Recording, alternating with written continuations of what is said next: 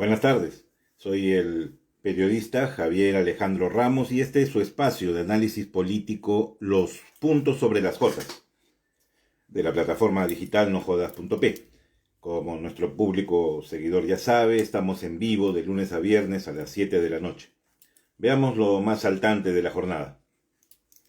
Como decíamos ayer, el nuevo gobierno encabezado por el legislador Francisco Sagasti enfrenta ya, apenas a un par de semanas de haber asumido, una serie de intentos desestabilizadores de sectores que muestran una cara de demócratas para las tribunas, pero que en el fondo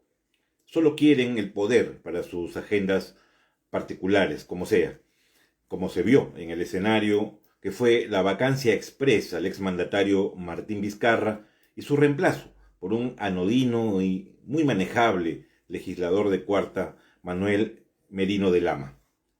Sagasti fue terruqueado desde el saque por el recalcitrante fujimorismo y sus aliados, para quienes todos los que no rendimos pleitesía a sus delincuenciales líderes somos caviares, comunistas y una serie de calificativos más con los que intentan ocultar sus crímenes y delitos desde toda posición de poder que han tenido desde hace unas décadas.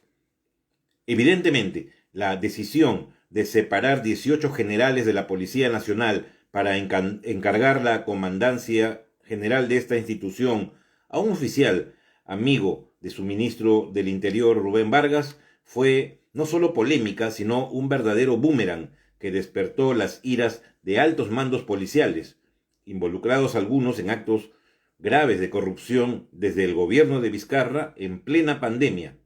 hechos que fueron denunciados por la prensa, pero que no tuvieron una sanción eficaz por ese espíritu de cuerpo nefasto que suele existir al interior de las instituciones castrenses y en otros niveles. Al anuncio de una huelga policial promovida por elementos policiales en retiro como dados de baja, se sumaron la inoperancia ante las protestas en Ica de un grupo de agroexportadores, absolutamente legítimas por el abuso laboral que sufren, pero asusados por sectores que buscan poner en jaque al gobierno, y el chantaje que algunos congresistas deslizaron en la mañana de hoy en el sentido que no le darían el voto de confianza mañana al gabinete Bermúdez si no se apartaba a Vargas Céspedes de la cartera del Interior. Analicemos este tema en detalle,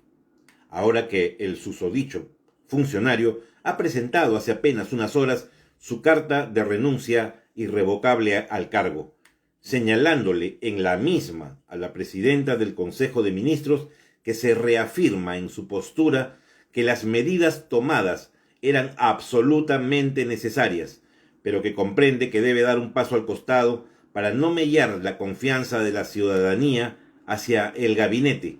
cosa que ocurriría si existiese una censura parlamentaria en estos críticos momentos. Esta mañana, desde la Comandancia General de la Policía Nacional, se pretendió desinflar el globo de ensayo de la huelga policial anunciando la captura de 71 supuestos senderistas en una redada. Si bien es cierto, varios de los detenidos tienen vinculaciones con el Movadef, brazo que intenta ser legal de la organización terrorista, en el fondo fue una cortina de humo, bien urdida por algunos sectores que querían dejar en evidencia al ministro Vargas Céspedes, revelando que tiene un hermano de padre, Zenón Vargas, alias El Zorro, miembro de la cúpula de Sendero Luminoso, que estuvo encarcelado más de 20 años. La grita en las redes fue implacable. ¿Cómo era posible que quien debe luchar contra la subversión tenga un hermano que es un convicto y confeso admirador de Abimael Guzmán? Y más aún, ¿por qué ocultó ese detalle en su hoja de vida? Como si a la hora que uno presenta un currículum para un trabajo, debe informar de las relaciones familiares buenas o malas que tiene. Si ese fuera el caso, Keiko Fujimori no podría ser candidata presidencial, no solo por haber convertido su partido en una organización criminal, cosa ya comprobada, sino porque su padre está preso por crímenes contra la vida y por actos de corrupción, y lo mismo podríamos decir de los Humala, de los Acuña, y hasta de la hija del expresidente Alan García, ahora candidata al Congreso por el APRA. En todo caso, horas más tarde, luego de la renuncia de Vargas Céspedes al Ministerio del Interior, se reveló que todo esto no fue más que una nueva infamia de Nicolás Lúcar, que a veces cree que aún trabaja con Philip Butters y pone a Exitosa en el mismo nivel que Willax. El ex titular del Interior, ahora ex titular del Interior, dijo en sus redes que no estaba enterado que su padre, fallecido hace 20 años, hubiera tenido un hijo del que él y su familia desconocían su existencia y que fuera subversivo. Con todo, su presencia era insostenible ya y creemos que lo mejor que hizo fue apartarse, aunque eso signifique darle en la yema del gusto a sectores desestabilizadores, golpistas, interesados en mantener el statu quo de negociados y repartijas, sea quien sea que esté al frente del Poder Ejecutivo. La pregunta es ahora, si las decisiones adoptadas respecto de la reforma policial emprendida se mantendrán, o en el caso que también el comandante general de la policía, César Cervantes, dé un paso al costado como se espera, se volverá todo a foja cero y se dejará que una institución que debe estar sometida al poder civil haga lo que le dé la gana, como si fuera un partido político dentro del propio Estado.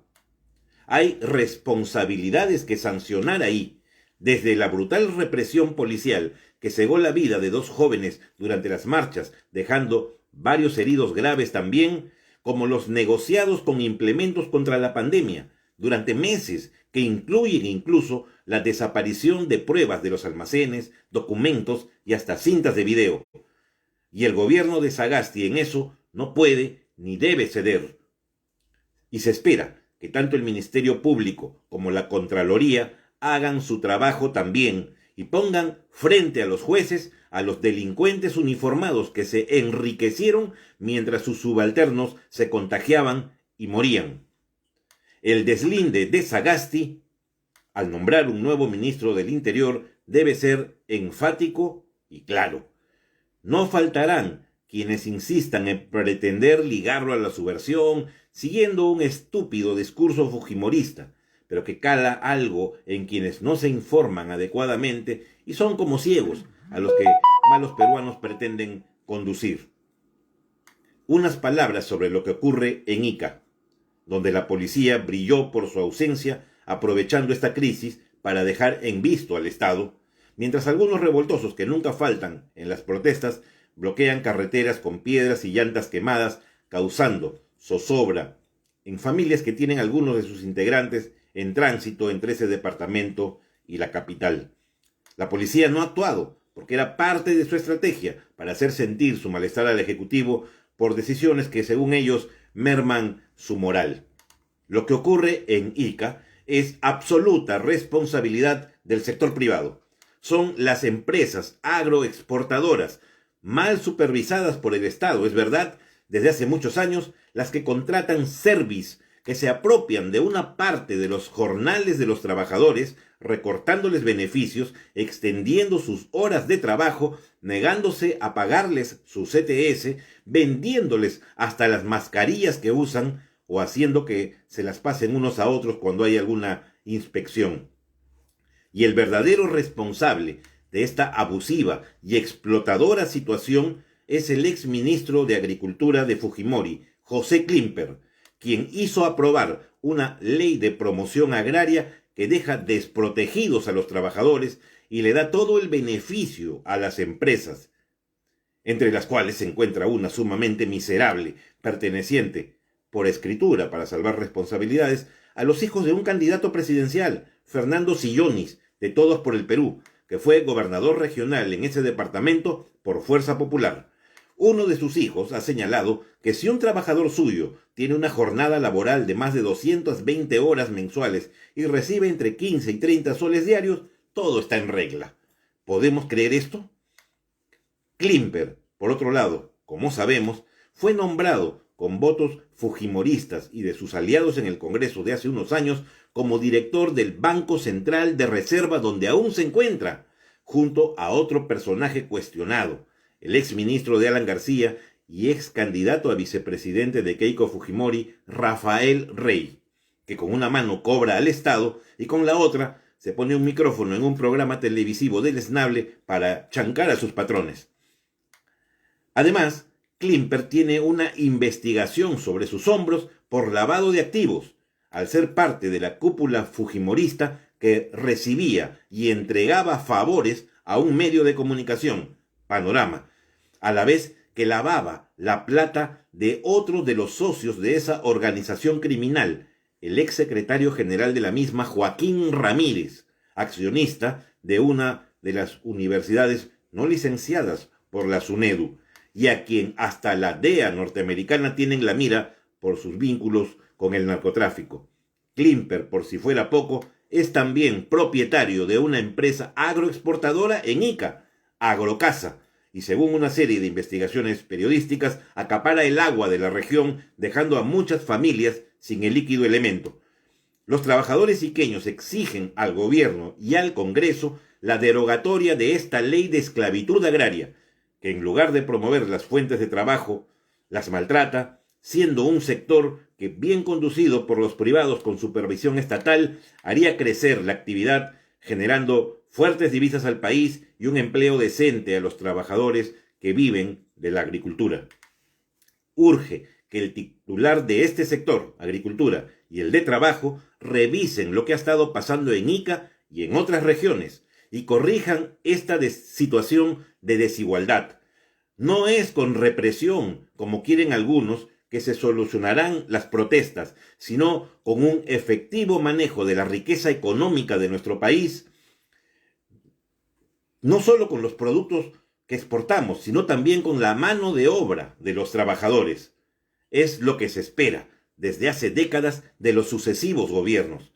La ley debe ser revisada y, de ser necesario, corregirla o reemplazada por otra acorde a nuestros tiempos. Algunos rezagos fujimoristas de hace 20 años no tienen cabida en nuestros días. Mañana se presenta el gabinete Bermúdez ante un Congreso desprestigiado y con sangre en el ojo por no haber podido sostener a Merino de Lama en Palacio. Esperemos que escuchen el clamor popular de no soliviantar más al país causando anarquía y le permitan a este gobierno transitorio enrumbar las cosas hasta la transferencia en julio del próximo año. Eso es todo por hoy en Los Puntos sobre las Jotas. Mañana seguiremos analizando el tema político, veremos el caso de la presentación del gabinete en el Congreso y seguiremos analizando a los candidatos presidenciales para las elecciones de abril del próximo año. Buenas noches, se despide de ustedes su amigo el periodista Javier Alejandro Ramos. Hasta mañana.